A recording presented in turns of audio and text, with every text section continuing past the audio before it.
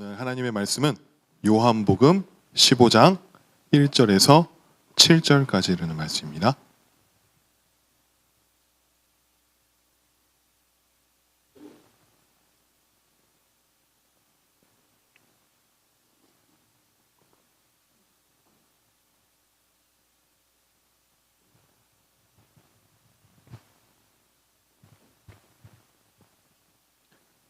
요한복음 15장 1절에서 7절까지 이른 말씀 우리 함께 한 목소리로 천천히 합독하도록 하겠습니다.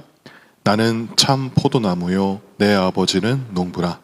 무릇 내게 붙어 있어 열매를 맺지 아니하는 가지는 아버지께서 그것을 제거해 버리시고 무릇 열매를 맺는 가지는 더 열매를 맺게 하려 하여 그것을 깨끗하게 하시느니라. 너희는 내가 일러준 말로 이미 깨끗하여졌으니 내 안에 거하라. 나도 너희 안에 거하리라. 가지가 포도나무에 붙어있지 아니하면 스스로 열매를 맺을 수 없음 같이 너희도 내 안에 있지 아니하면 그러하리라. 나는 포도나무요 너희는 가지라. 그가 내 안에 내가 그 안에 거하면 사람이 열매를 많이 맺나니 나를 떠나서는 너희가 아무것도 할 수 없음이라. 사람이 내 안에 거하지 아니하면 가지처럼 밖에 버려져 마르나니 사람들이 그것을 모아다가 불에 던져 사르느니라.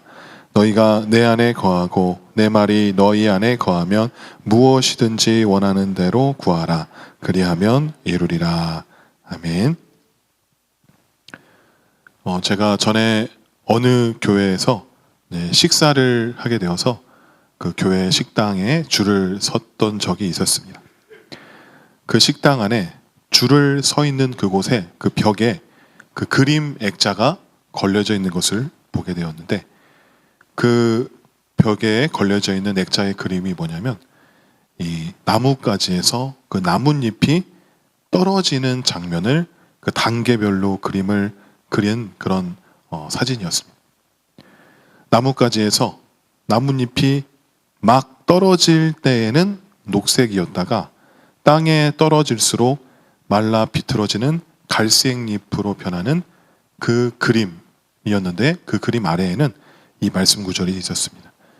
요한복음 15장 6절 말씀 사람이 내 안에 거하지 아니하면 가지처럼 밖에 버려져 마르나니 사람들이 그것을 모아다가 불에 던져 사르느니라 라는 그 말씀 글귀가 있었습니다. 사람들은 하나님이 없어도 행복하게 살 수 있다고 착각합니다. 하지만 하나님이 없는 삶은 영원한 생명이 없는 것입니다. 라는 글귀와 함께 그런 사진이 있는 것을 우연히 보게 되었습니다. 저는 배고파서 그냥 줄을 서는 가운데 빨리 앞으로 사람이 빠졌으면 좋겠다는 그런 마음으로 서 있다가 그 그림과 그 말씀 구절을 보면서 저는 사색에 잠겼습니다. 밥을 맛있게 먹으면서도 그 나뭇잎이 떨어지면서 점점 갈색으로 변해져가는 그 그림이 너무나도 선명했습니다. 그 나뭇잎이 가지에 붙어 있을 때에는 견고함으로 안전함으로 양분을 잘 받으며 자라나지만 그게 행복인 줄 모르고 그게 귀한 것임을 모르고 그게 구속으로 느껴지고 그게 나를 옥죄는 것으로 느껴지므로 나름 자유를 원한다고 그 품 안에 벗어나고 싶고 세상으로 나아가는 그런 삶을 꿈꾸어 보았던 적이 저는 사실 있었습니다. 하지만 어떻습니까?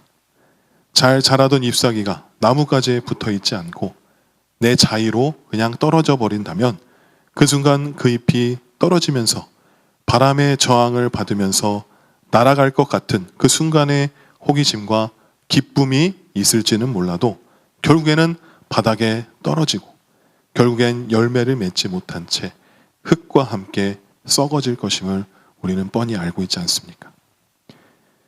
주님 안에 거하는 삶을 살아갈 때 우리는 지속적인 하나님의 은혜를 구하지 않으면 세상이 줄 수 없는 누릴 수 없는 그 참된 자유의 삶이 구속처럼 느껴지게 되고 그 구속의 답답함으로 거짓된 자유를 찾는답시고 주님을 떠나는 삶이야말로 불행하지 않을 수가 없습니다. 더 무섭고 더 소름 돋는 것은 한 번에 똑 하고 떨어지는 것이 아닌 조금씩 조금씩 균열이 시작되는 것을 방치하고 마치 내가 그러는 것이 아니라 환경이 나를 이렇게 만드는 거야. 어쩔 수 없어. 이런 자기 합리화로 결국 하나님을 떠나고 교회를 떠나고 세상 가운데 나아가는 사람들. 저도 청년의 때 그런 적이 있었고 그런 삶을 살았던 분들을 교회에서 많이 보았었습니다. 여러분들은 어떻습니까? 우리는 구속과 자유가 공존하는 삶을 살고 있습니다. 우리 인간들은 세상 가운데 구속된 삶에 대해 투쟁하며 자유를 외치며 민주주의를 외친 자들입니다. 그래서 민주주의 국가들은 공산주의 사회와 다르게 자유권이 보장되어지면서 개인적인 삶을 추구하게 되고 그 속에서 개개인 간의 독립성이 보장되어 서로 경쟁하는 삶, 또 성공과 실패가 있는 삶으로 열심히 살아가고 있습니다. 여러분들 미국 하면 떠오르는 그 미국을 대표하는 건축물이 뭐가 있습니까? 바로 자유의 연신상이지 않겠습니까? 독립과 자유를 되찾은 이들이 100주년을 맞이해서 세운 건축물이 바로 자유의 여신상입니다. 이처럼 우리는 자유를 갈망하며 보다 나은 삶을 추구하려 하고 구속받는 삶에 대해 모두 손을 들고 정면으로 투쟁하여 자유를 되찾으려 합니다. 집에서도 마찬가지죠. 특히 사춘기가 온 학생들은 부모님의 말씀에 모두 구속이라 느껴지고 자신에 대해서 제발 가만히 놔두라고, 내가 알아서 할 거라고 언성을 높이거나 혹은 대화를 피하면서 자신의 자유를 보장해달라며 표출을 심하게 하지 않습니까? 저도 역시도 사춘기가 있었고 저는 특별히 교회에 대한 구속을 많이 느꼈었습니다. 제가 어렸을 때 저희 동네에, 저는 시골에 이제 살았었는데 그 동네에 2개의 교회가 있었습니다. 그 2 교회 중 한 교회의 목사님 아들이 저랑 같은 반 친구였습니다. 자주 그 친구 집에서 놀았는데 그게 화근이 되어서 주일날만 되면 주일학교 선생님, 당시에 그 주일학교 선생님은 20대 형들이었습니다. 동네에 쳐들어와서 교회 가자고 그 어린이들을 잡으러 왔습니다. 권유가 아니라 강제로 집행해 가는 것이었습니다. 처음에는 너무 무서워서 장롱에도 숨어보고 뒤에 산속에서 숨어보고 심지어 무덤 뒤에도 숨었었는데 그 형들은 오토바이를 타고 무덤까지 달려와서 저를 잡아가곤 했습니다.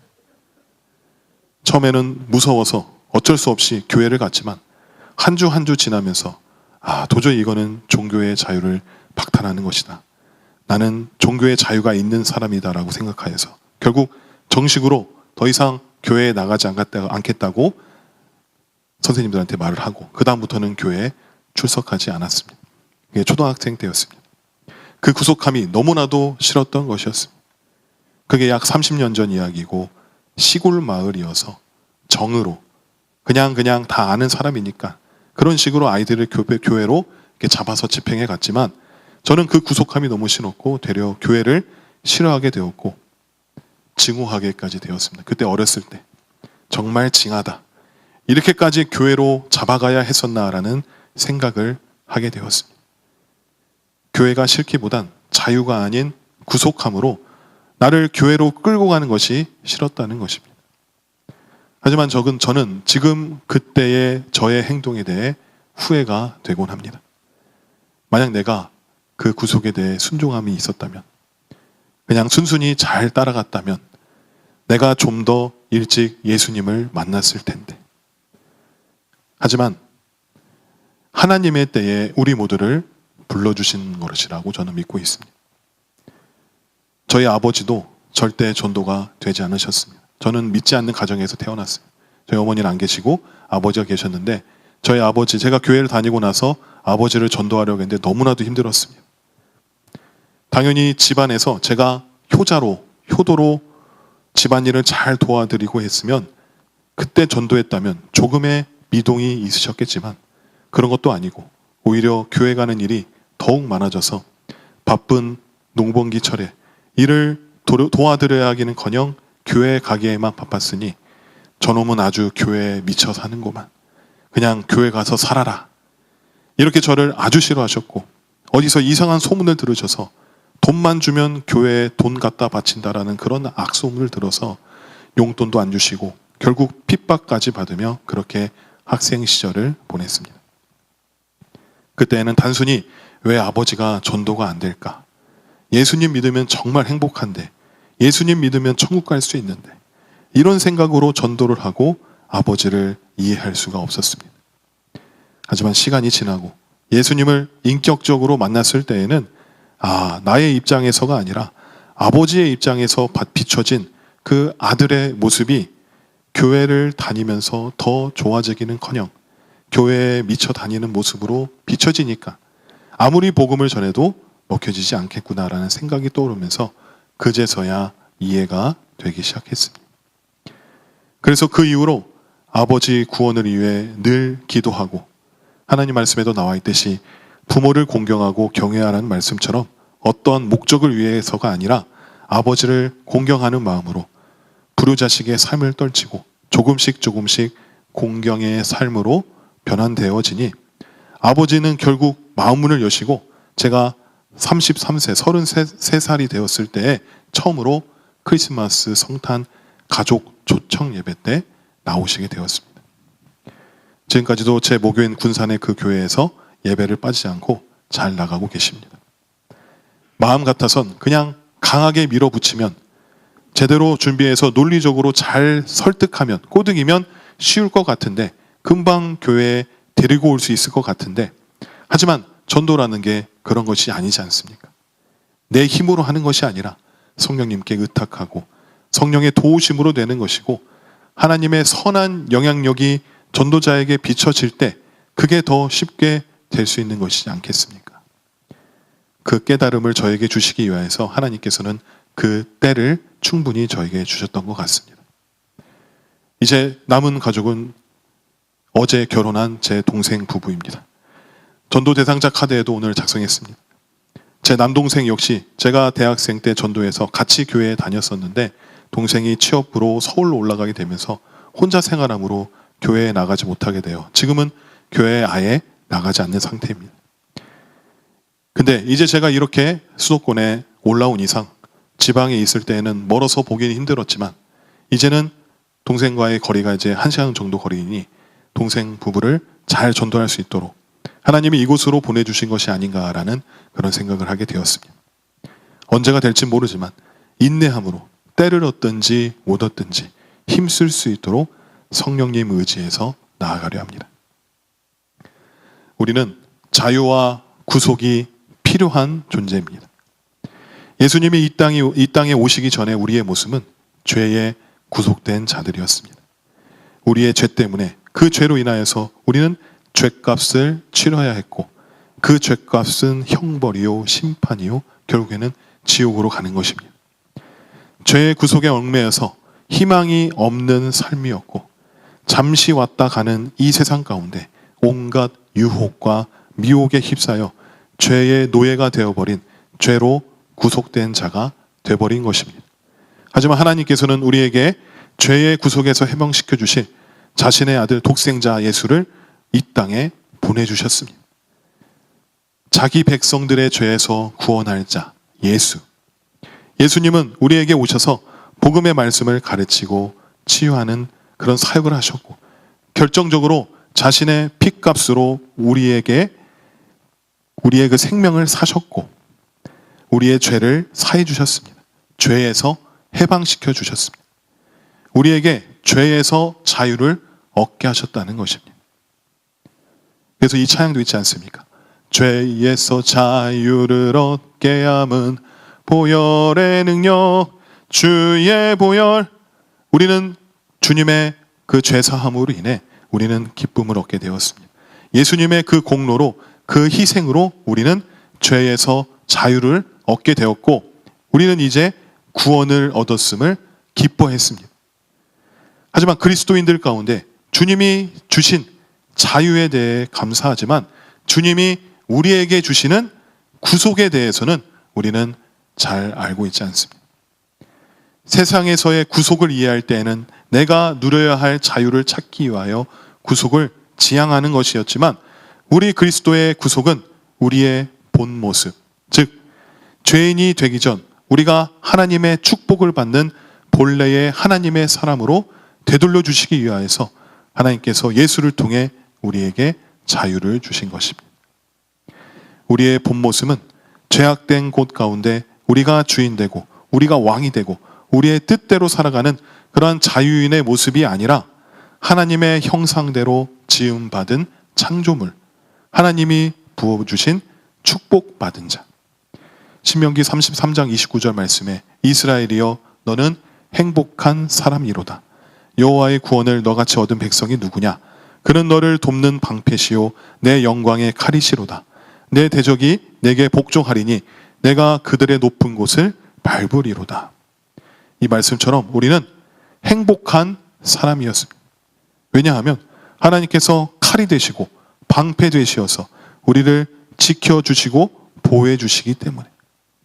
또한 요한복음 17장 23절 말씀, 곧 내가 그들 안에 있고 아버지께서 내 안에 계시어 그들로 온전함을 이루어 하나가 되려 함은 아버지께서 나를 보내신 것과 또 나를 사랑하심 같이 그들도 사랑하신 것을 세상으로 알게 하려 함이로소이다. 하나님께서 독생자 예수를 사랑하심과 같이 우리 역시도 사랑하심을 예수를 통해 알게 하시는 것. 우리를 사랑하신다라는 것을 예수를 통해 알게 하신다는 것입니다. 즉 우리는 하나님께 사랑받는 자들인 것입니다. 죄에 대해 구속받기 전에 우리들의 모습은 바로 하나님께서 지켜주시고 보호해 주심으로 행복한 자였고 하나님께 사랑받는 자라는 것입니다. 하지만 죄로 인해 우리는 이러한 축복을 다 잃어버리고 죄의 노예가 되어버린 것입니다. 하지만 예수 그리스도의 십자가의 보혈로 말미암아 우리는 죄에서 자유를 얻게 된 것입니다. 우리를 축복해 주셨던 하나님께서 우리가 죄로 인해 그 축복을 잃어버리고 죄의 구속에 허덕이던 우리들을 가만히 볼 수 없는 하나님께서 그 사랑으로 우리를 도와주신 것입니다. 도움의 정도가 아니라 자신의 것을 내어주신 것입니다. 그래서 이제 나는 자유다. 이제 내 마음대로 살아도 된다가 아니라 예수님의 보혈로 우리는 우리의 본래 모습을 되찾아야 한다는 것입니다. 그 모습이 바로 하나님 안에 있는 자, 하나님과 함께하는 자, 하나님께 사랑받는 행복한 자, 하나님께 구속된 자라는 것입니다. 그러한 삶을 살아가시게 하려고 하나님께서는 우리에게 예수님을 통해 자유와 구속을 주신 것입니다. 오늘 본문이 바로 예수님께서 이 말씀을 하시는 것입니다. 1절 말씀에 나는 참 포도나무요 내 아버지는 농부라. 하나님 아버지께서는 나무를 심고 가꾸는 농부라는 것이고 예수님께서는 열매를 맺게 하는 참 포도나무라는 것입니다. 하지만 2절에 무릇 내게 붙어 있어 열매를 맺지 아니하는 가지는 아버지께서 그것을 제거해 버리시고 무릇 열매를 맺는 가지는 더 열매를 맺게 하려 하여 그것을 깨끗하게 하시느니라. 아버지께서는 열매를 맺는 가지와 맺지 않는 가지를 구분하여서 불쏘시개로 장작을 태우느냐 아니면 깨끗하게 하시느냐. 열매를 풍성히 맺는 곳과 열매가 열리지 않는 곳, 우리는 그러한 곳이 어디인지 잘 알고 있지 않습니까? 그곳은 바로 예수님 안에 거하는 삶이라는 것입니다. 예수님 안에 거하면 우리가 열매를 맺게 하시려고 우리를 깨끗하게 해주신다고 했습니다. 예수님이 아닌 세상 가운데 우리가 열매를 맺으려 한다면 어떠하든지 열매는 열릴 수는 있을 것입니다. 하지만 열매를 보시고 열매를 판단하시는 분은 세상 사람이 아니라 바로 하나님이십니다. 포도나무에 만약 썩은 배추가 열린다면, 벌레 먹은 그런 당근이 열린다면 농부는 그 나무를 가만히 놔두겠습니까? 하나님이 원하시는 그 열매를 맺기 위해서는 당연히 그분이신 예수 안에 거하는 자가 되어야 한다는 것입니다.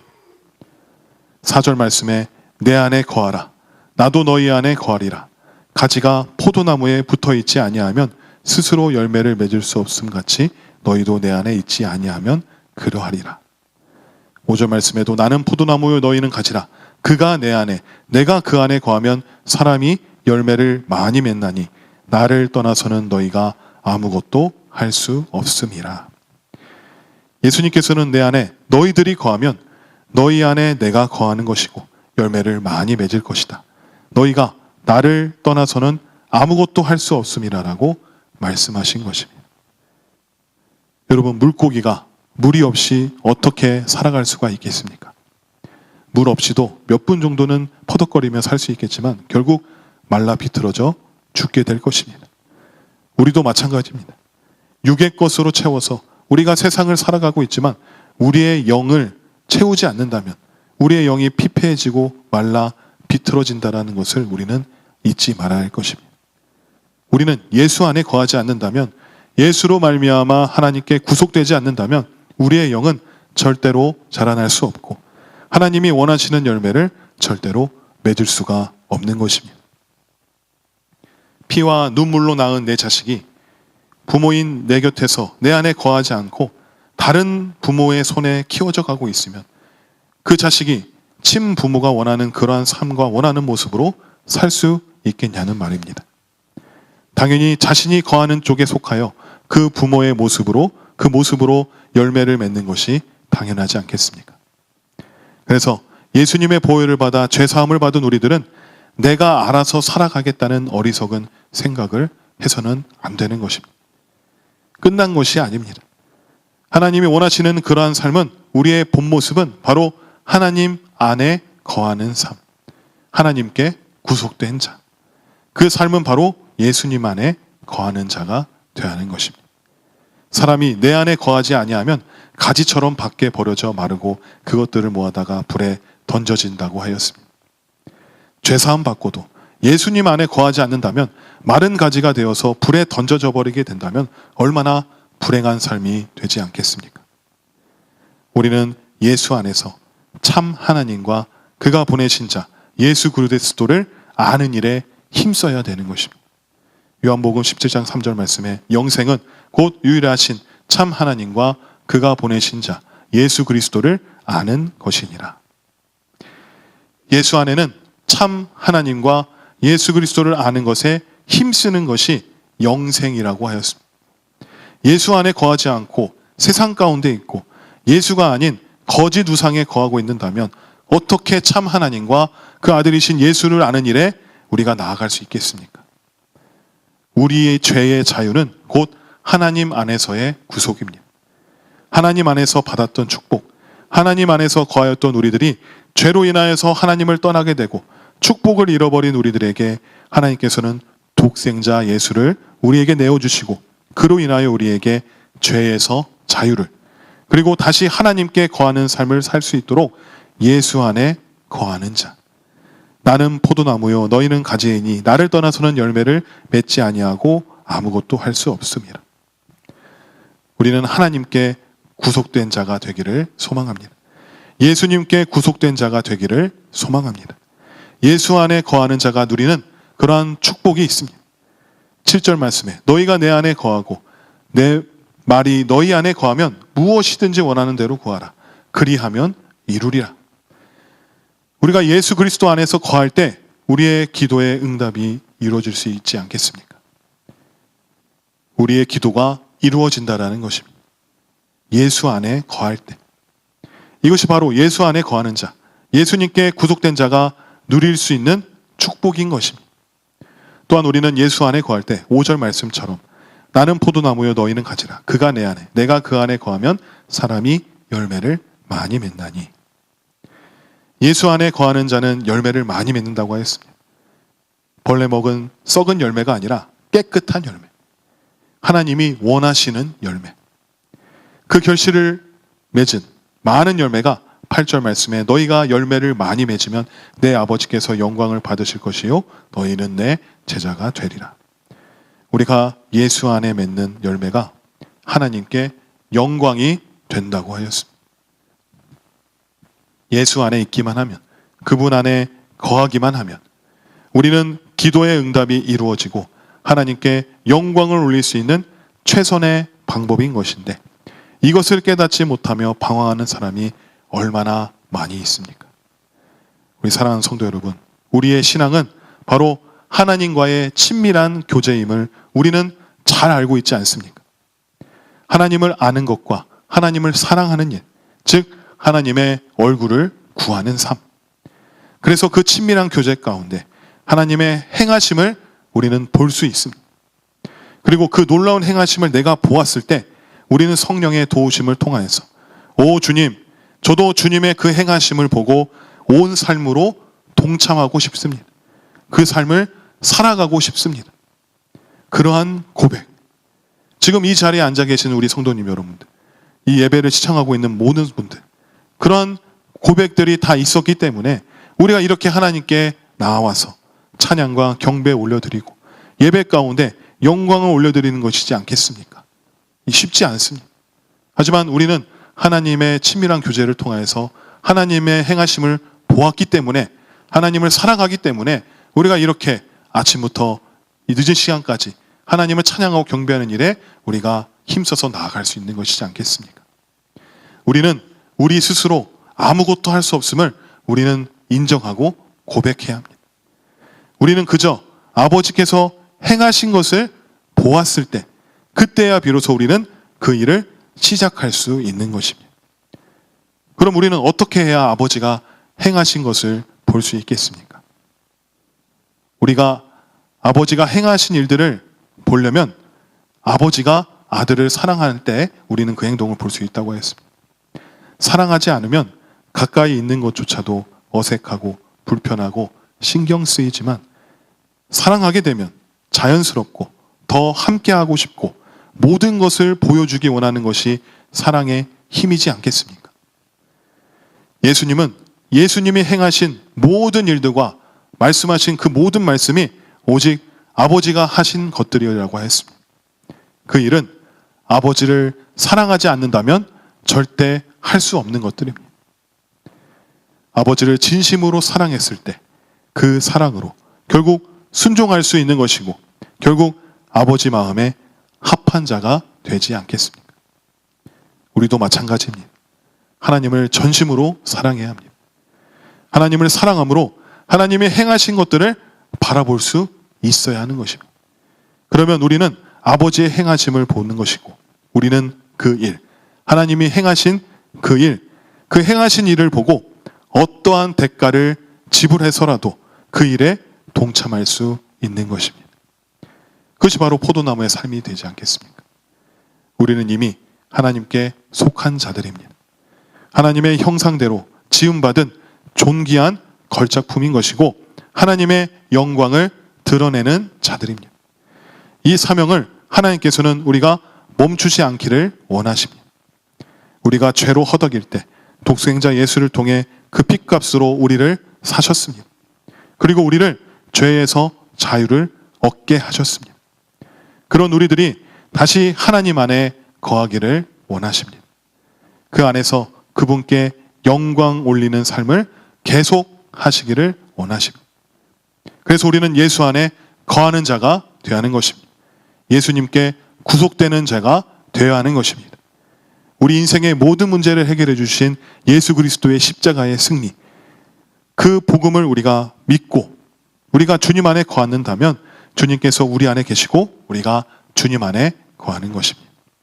그리고 그것 가운데, 그 삶 가운데서도 우리 기도를 이루어 주시고 하나님께 영광 올려드릴 수 있는 그 열매를 많이 맺을 수 있는 것입니다. 그런 삶을 살아갈 수 있는 저와 여러분들이 되시기를 주님의 이름으로 간절히 축원합니다. 아멘. 우리 이 시간 함께 찬양하시면서 주님 앞에 기도하며 나가도록 하겠습니다.